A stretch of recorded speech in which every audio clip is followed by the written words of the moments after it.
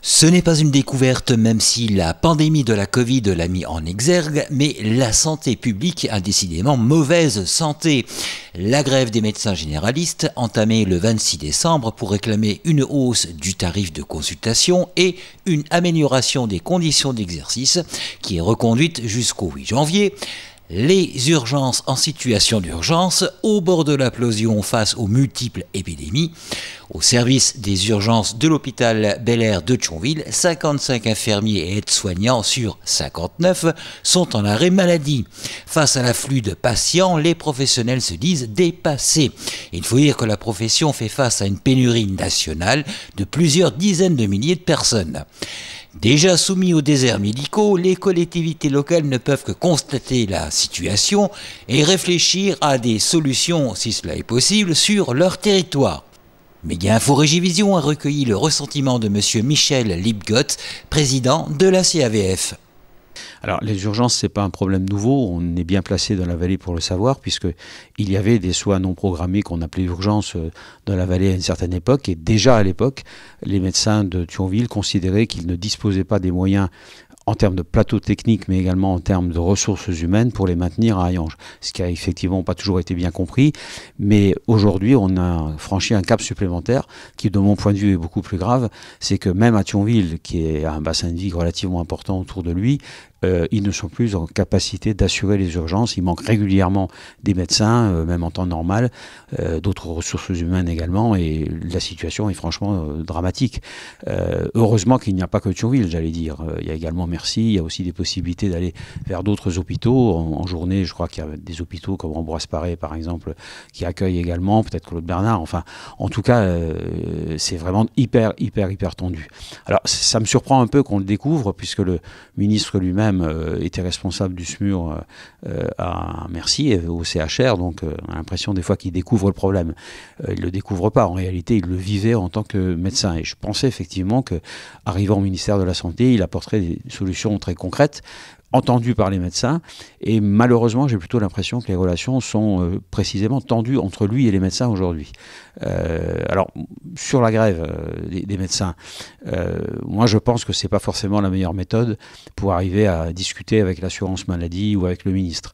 Et de ce point de vue, je comprends pas que le ministre n'ait pas pris les devants pour les rencontrer, pour discuter avec eux.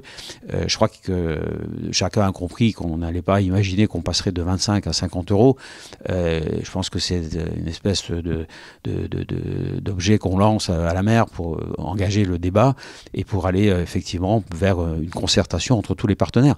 Moi, je constate par exemple localement que sur ce secteur ici, dans la Fench et au-delà sur le PIO, il y a des communautés de territoire de personnels de santé qui fonctionnent plutôt bien. Quand les professionnels de santé se réunissent, voilà, ils discutent intelligemment entre les pharmacies, entre les médecins généralistes, entre les infirmiers, les aides-soignants, les services à domicile. Il y a une vraie volonté de travailler ensemble. Donc je crois que c'est au ministre de faire aujourd'hui le premier pas et de dire, écoutez, on se met autour de la table et on essaye de trouver des solutions qui puissent satisfaire à peu près tout le monde. Pour M. Michel Lipgott, président de la CAVF, communauté d'agglomération qui s'est saisie depuis mai 2017 suite aux travaux et réflexions du Conseil de développement du territoire, de la compétence santé, il ne serait pas illogique que l'on demande aux jeunes médecins de s'installer là où la médecine générale fait défaut. Même, on a d'ailleurs pris la compétence santé au niveau de l'agglo. Et on voit les difficultés, clairement. Mais ce n'est pas qu'un problème local, c'est aussi un problème national. C'est le problème du numerus clausus, c'est le problème des conditions d'affectation des médecins sur l'ensemble du territoire. Je crois qu'étant formés par l'État et étant payés par l'assurance maladie, il ne serait pas scandaleux qu'on puisse effectivement exiger d'eux qu'ils s'installent à tel et tel endroit, même si c'est de la médecine libérale, elle est quand même rémunérée par les cotisations des patients et par l'État, ou le budget d'assurance maladie. Il ne serait pas illogique qu'on leur demande d'aller à tel et tel endroit, au moins en début de carrière. Puisqu'aujourd'hui, c'est un peu paradoxal, mais dans cette vallée, ce sont des médecins plutôt anciens qui ont pris le relais à l'hôpital de Hayange. C'est une idée qu'on a depuis longtemps avec le CHR développé.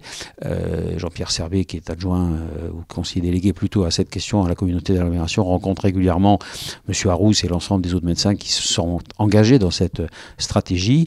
Il y en aura 2 de plus, je crois bientôt d'ailleurs, à l'hôpital d'Hayange, et c'est une excellente chose. Mais je crois qu'il faut qu'on soit très très proche du local et qu'on arrive à convaincre des médecins qui sont en stage chez un autre médecin de rester sur le territoire. Ceci étant dit, je le répète, la limite pour nous, c'est que nous n'avons pas le pouvoir d'obliger qui que ce soit. Et je pense que là, franchement, avec des contreparties qui pourraient être comprises pour les médecins qui resteraient quelques années dans des secteurs qui sont effectivement affaiblis en nombre, il va falloir y aller, quoi. De toute façon, que ce soit ici ou que ce soit sur l'ensemble du territoire, on ne peut pas continuer comme ça. C'est pas possible. On avait une médecine de pointe, je crois qu'on l'a encore, mais il faut que tout le monde s'y retrouve.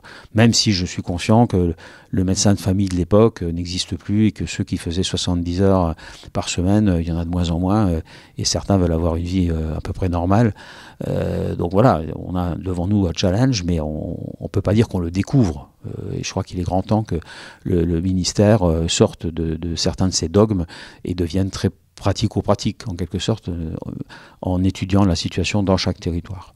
La CAVF a d'ailleurs mis en place un observatoire territorial associant tous les partenaires concernés, ce qui se concrétise par l'aide à l'installation et maintien des professionnels de santé sur le territoire, mais également à la création de nouveaux bâtiments décidés dans le cadre d'un schéma communautaire de santé élaboré en lien avec les partenaires concernés, notamment l'Agence régionale de santé. Je crois que c'est ce qu'on essaie de faire actuellement. En tout cas, j'allais dire qu'eux-mêmes arrivent à le faire des fois seuls. Aujourd'hui, le médecin n'a plus envie d'être tout seul dans son cabinet parce qu'il lui faut un secrétariat. Il n'est pas en mesure de le payer s'il est tout seul. Donc, il faut qu'il y ait des cabinets de groupe. Et donc, précisément, notre objectif, ça doit être de pouvoir permettre à des médecins de se regrouper à partir du moment où ils en expriment le désir. On a vu ce qui s'est passé à Srémanche, par exemple, quand ils ont dû quitter la maison dans laquelle ils exerçaient parce qu'elle était plus aux normes, pour aller effectivement vers une opportunité. C'était l'ancien siège du site Covaf. Il faut qu'on essaye, j'ai effectivement également à la Felletière aujourd'hui un immeuble qui accueille des dentistes, des radiologues, un kinésithérapeute, parce qu'ils sont dans le même bâtiment et qu'il y a vraiment de la cohérence. Il y a un parking, il y a du secrétariat, ils peuvent effectivement s'aider les uns les autres.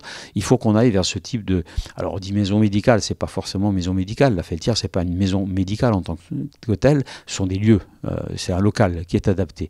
Et je pense qu'il faut effectivement qu'on monte des projets de ce type-là avec des jeunes médecins. Qui serait d'accord. Je sais qu'il y a une réflexion qui est en cours au niveau du service santé de l'agglo. Simplement, bon, je reviens à ce problème national.